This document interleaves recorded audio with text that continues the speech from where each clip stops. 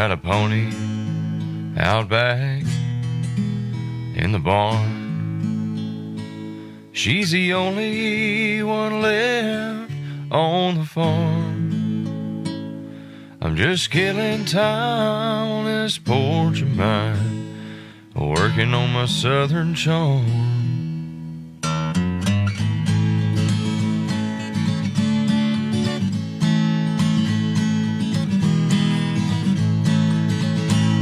Well, it ain't no thing but a chicken wing, a little dip with my shine, there's no closing time around here.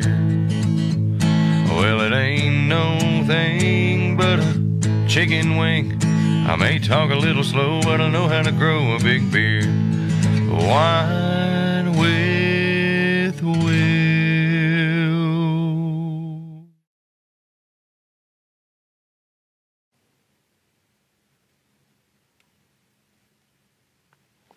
Hey, whiners. It's Will. We're back from West Tennessee. Today I want to talk to those who may live in a city, may live in, a rural town, but right in the middle of town, down from a school, down from the courthouse, wherever. Folks who drive cars that want to live like they're in the country. Everybody thinks you've got to have this, giant property, fenced-in backyard, a couple hundred acres of pasture, big old trucks, big old trailers, all this equipment. But you don't. When we moved back to Huntington, I decided I wanted a little farm. I tried to do the white collar thing. I was a salesman for a pretty big company that involved killing bugs and stuff. Tried to get pet raccoons from them. Didn't ever work. Technically, it's illegal.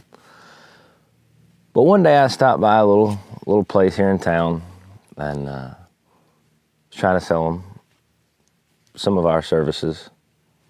And I mentioned a goat, and I don't remember why I did. The lady behind the counter said, "I've got goats." I said, "Do you?" She said, "Yeah." I said, "I want to buy one." She said, "Okay, come on out." All right. I walked back outside to this, 20 late model Ford Focus company car. And I never thought anything about it. I was like, I'll just clear out the back seat. Well, I show up at her house, and she said, "Where's your truck?" "At the house." "Okay." She said, "You could put the goat in the trunk?" I said, "No." She could ride in the back. I thought ahead, and I asked my boss, called him, and I said, "Hey," I'm not going to say his name. I said, "I've got a question. What is the company policy for hauling livestock in a company vehicle?" He said, "Are you in a truck?" I said, "No, I'm in the Focus." And there's a long pause from a man who could have easily fired me right then. He said, "Will, I want to tell you no, and I want to ask more questions." He said, "But I'm afraid if this goes to like a review board and HR that I need to just not be privy to any of this information." And I said, "Okay." He said, "But I have to ask off the record, what are you hauling in the car?" And I said, "Man, I'll send you a picture." He said, "Just nothing big." So I get this 1.5-year-old goat. Her name was Baby Nix. Walked her out on a leash. She wasn't real happy, but she got up in the car. And I take a selfie. No company name, because I'm smarter than that sometimes. I take a selfie with this goat who is gnawing on the seat and eating at the seat belt. Goats don't like to be buckled in. They don't fit in car seats. They're kind of awkward to carry in the back of a car, but you could do it. I sent him a selfie. The fastest this man has ever responded back to any employee ever. And immediately I get a call. "What is that?" He said, "It's kind of like a dog." He said, "But it's not a dog, is it?" I said, "No, it's a goat." He said, "Don't have a goat in the company car." I was like, "Well, I didn't want to go back and get my truck. It's work hours." He said, "Why are you going to pick up goats during work hours?" I said, "I took my lunch break. I was trying to make a sale. She made the sale." He said, well, did you sell them, did you sell the business anything? I said, no. No, I kind of forgot about that one. She said she had goats, and this one was just, it was a perfect goat. She didn't really make a big mess. If you've ever seen goat poop, I mean, it's kind of easy to clean up. You just open the door and dump it out. But I vacuumed it kind of I didn't vacuum it at all. I just swiped it out of the car. But we got the goat home, got her put up and everything, and after that, I was banned from carrying livestock in the vehicle. Just fine. So a couple weeks later, now I knew what that little car was capable of. Not just a gas saver, but it's a straight up herd hauler. This guy, he's around Savannah, Tennessee. If you don't know where that is, it was about hour and a half from where we were. And my pickup gets about 10 miles a gallon. Not driving that far. But the Focus got 40.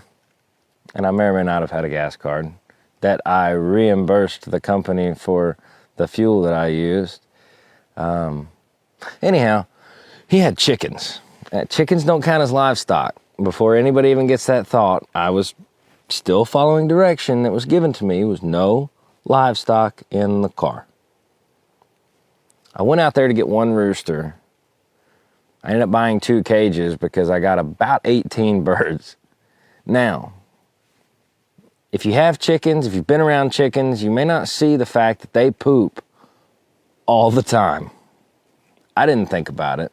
I put like a couple of pieces of paper underneath one of the cages because I thought, that'll catch it. It won't.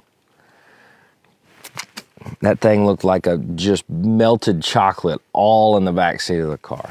But anyway, I get down there. I'm talking to this guy. He watches sometimes. But I kept seeing all these pretty birds. I was like, I want some of those. I think I want a couple of those too. And by the time we had it all, it was all the cash I had on me, and I bought the birds. He said, how are you getting them home? You coming back? I said, no. He said, well, you can't haul them in that car. Cages won't fit, so we'll make them fit. We couldn't make it fit at first. So we're trying to get this cage in the back seat of the car, and we start having to hammer out a corner. So the cage ended up looking like this weird, I don't know shapes, a triangle, like a weird triangle with some flat sides and stuff. And as it turned out, we could get its fit, but we could also ruin a $150 cage. So we did, and without running the risk of being too disgusting, the chickens, if you've ever seen The Exorcist when she just projectile vomits, they can do that with their butts. It doesn't really smell at first, you don't really think about it. So I got everything home, made the trek back, put them in the coop, whole 9 yards. And my thought process was, it's wet. Once it dries, I could just scrape it off. Well, I couldn't. I could scrape some of it off, but when my boss got in my car one sales weekend, I'm going to paraphrase, why the hell does your car smell like this? So what are you talking about? I guess I'd gone nose blind to it. He said, it smells like a barn. I said, oh. He said, is that from that damn goat? No.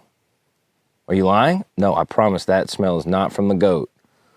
And he turns around and he starts moving stuff around. He said, who pooped in the back seat? I said, it wasn't me. That wasn't the correct response. He knew it wasn't me. My poop doesn't look like that.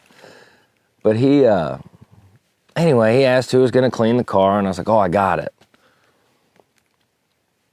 But I didn't, because about 3 weeks later, I just kind of stopped going to work.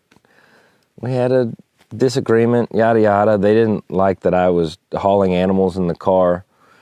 Even though, we hauled raccoons and stuff in the cars. I feel like chickens are cleaner than raccoons, maybe something. Chickens don't eat trash, usually. But anyway, I got terminated kind of quickly after that. Still had the car, still used it to haul some livestock here and there. But I want to point out, when I got the car, the guy that had it before me, I sound a little mad, and I was. One thing I don't like is stuff off of people's bodies. I just think it's gross. I don't want your snot, your spit, nothing. I'm not going to say this guy's name, but he's a salesman that had the car before me. He bit his nails, clipped his toenails. Cool. Everybody does. Not everybody does it in a company car and leaves them in the floorboard. If you've ever had a splinter or something, imagine that. My phone fell between the seat and the door. I go to grab it, and I got what I thought was a splinter or a spider bite or something underneath one of my nails. When I pulled my finger up, it was a nail, a fingernail, that this fat, nasty dude had literally just left. So I got a fingernail splinter under my face. It's like fingernailception. Like, it was just all going together. And I immediately stopped the car. I pulled over. I stopped the car at a gas station. I was like, I got to vacuum this thing. Couldn't find a vacuum there, so I ended up at a pretty nice car wash, and I started vacuuming. And if any of you have ever tried, let me know how to do it. Besides tweezers, you can't vacuum up fingernails. Once it's in the carpet, it's just there for life. So I was given a gross car. I mean, at the very least, I probably could have shampooed the seats or something, but I mean, Febreze and stuff, it kind of fixes it. But if you chew your fingernails, throw them out the damn window. Don't throw them in the floorboard or in the cup holder, ashtray. If your fingernails grow that fast, I think you've got a problem. I don't know, but if you have big old chunky big toenails in a car, man, I hate you. Fact. And he knows who I'm talking about. If he ever watches this, I want him to know, like, yeah, I'm telling your story. And if people ask me who it is, I'll tell them straight off the jump. But anyway, I don't want anybody to be discouraged. If you want a little farm, if your town ordinance or whatever says you can't have chickens in town, get quieter chickens. I don't know. Something. Don't let the man tell you can't have chickens. Eggs are delicious. Goats are awesome. They're not quiet. And they break stuff. Like everything. All of it. But they'll eat anything you give them. Well, that's not really true. Don't give them metal and stuff. Don't give them corn. It'll hurt their tummies. But, unless you're like in an apartment, in which case you can have chicks. When I lived in Nashville for a little while, my buddy Booger and I, we got some chicks. They lived in our bathroom in the apartment until they got too loud. And we took them to his dad's house here in West Tennessee. And they made it 2 days before a fox got them. So those chicks were actually safer in my apartment in Nashville than they were, on a farm. So don't let anybody tell you can't do something. You can do anything once. Just get your story straight before it happens. If you got a car, go get you a goat. Rabbits are cool too. I hadn't hauled rabbits in a car yet, I don't think. We'll see. If you need any advice on how to fit goats or chickens or anything like that in your mom's Ford Focus or your dad's Mercedes or whatever it is, I don't know how bougie y'all are, but if you got anything fancy and you want to run it, run it. If you need any advice, come find us. I'm trying to think if I have anything else on that. Well, I think that's it. So anyway, small time farming, whatever. If you need any advice, let us know. Hope to see everybody with a small farm by 2020. It's already 2021. 2023. So get your stuff together.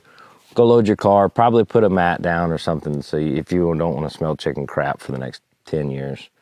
And other than that, stay fat and bougie.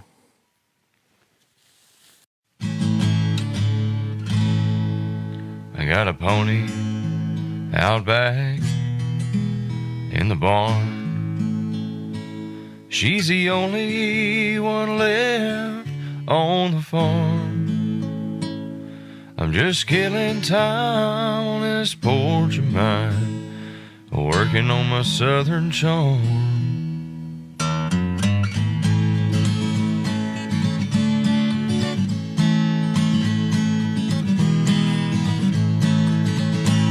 Well, it ain't no thing but a chicken wing, a little dip with my shine on closing time around here.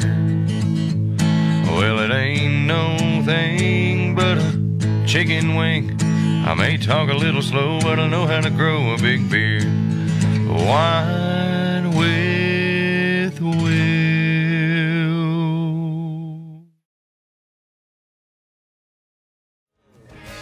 Hey everybody, Nick here from Back to the Lodge. Just want to let you know this episode was brought to you by Mossy Oak, Icey-Tek USA, and Higdon Outdoors. Just want to give our sponsors a big thank you to everything that they've done for us. And hey, if you want to catch us live each Wednesday night from 6 to 7, right here on our Facebook page, Back to the Lodge Podcast. You don't want to miss it. So until next time, we'll see you when we head back to the lodge.